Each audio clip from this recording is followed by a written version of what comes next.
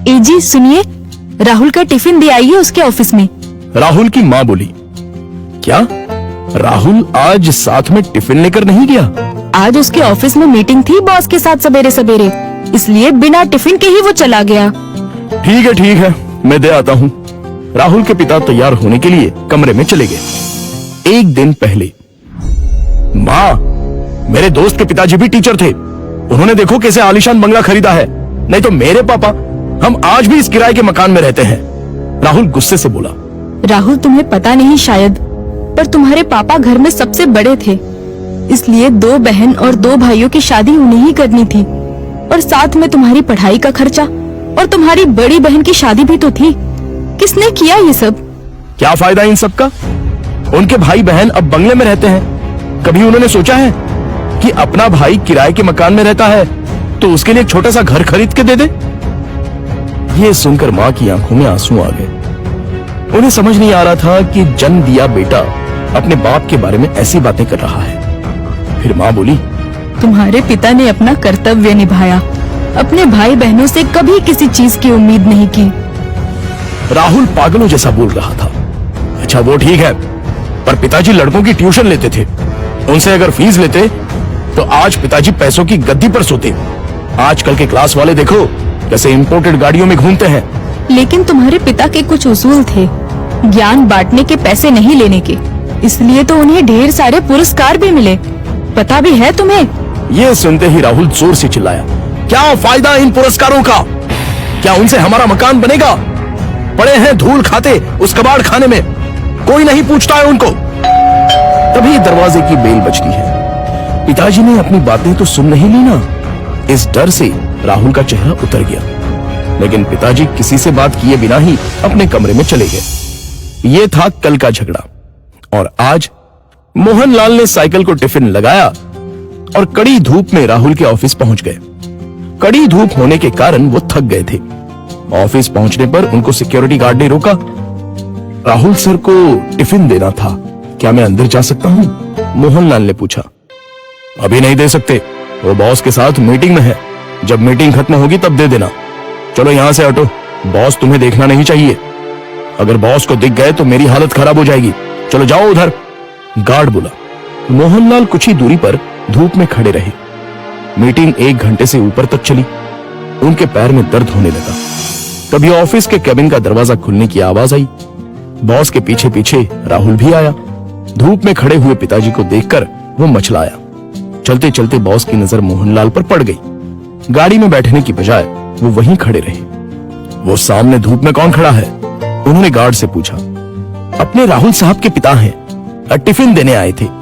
Guard डरते हुए बोला। बुलाओ उन्हें। राहुल घबरा गया, उसके पसीने छूट गए। उसे अपने पिता पर बहुत गुस्सा आया। गार्ड के बुलावे पर मोहनलाल अंदर आए। बॉस उनके पास गए और बोले, आप मोहनलाल सर हैं ना? सरकारी स्कूल में आप ही टीचर थे ना? हाँ, पर आप कैसे पहचानते हैं मुझे? कुछ समझने से पहले ही बॉस ने मोहनलाल के पैर छुए।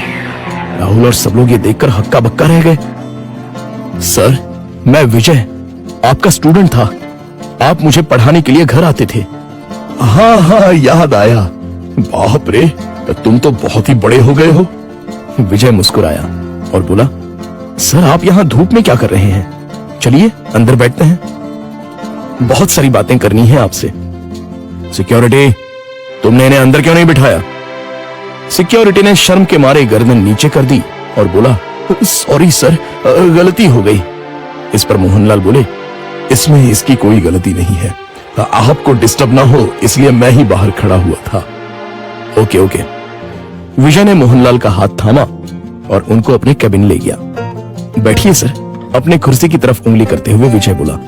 नहीं, ये कुर्सी तो तुम्हारी है। मोहनलाल हिचकिचाहट से बोले, सर आपकी वजह से ही तो ये कुर्सी मुझे मिली है, इसलिए इस पर सबसे पहले आपका हक बनता है। विजय ने जबरदस्ती मोहनलाल को अपनी कुर्सी पर बिठाया। शायद आपको पता नहीं, लेकिन अगर सर नहीं होते तो आज ये कंपनी नहीं होती और मैं अपने पिता के साथ उनकी दुकान में बैठा रहता। विजय ने अपने साथियों से कहा। राहुल और मैनेजर आश्चर्य से देखते ही रह गए। स्कूल के टाइम मैं एक एवरेज स्टूडेंट था, मुझे पढ़ाई में दिलचस्पी नहीं थी। मार्क्स कमा रहे थे, इसलिए मेरी माँ मुझे सर के पास उनके घर ले गई और ट्यूशन लेने के लिए कहा।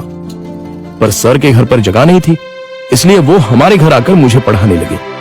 लेकिन सर ने कभी फीस नहीं ली। सर के पढ़ाने के तरीके से फिर धीरे धीरे मुझे पढ़ाई में रुचि आने लगी और मैंने 10वीं में दूसरा नंबर लाया। ये देखकर तो मैं हवा में उड़ने लगा। My goodness!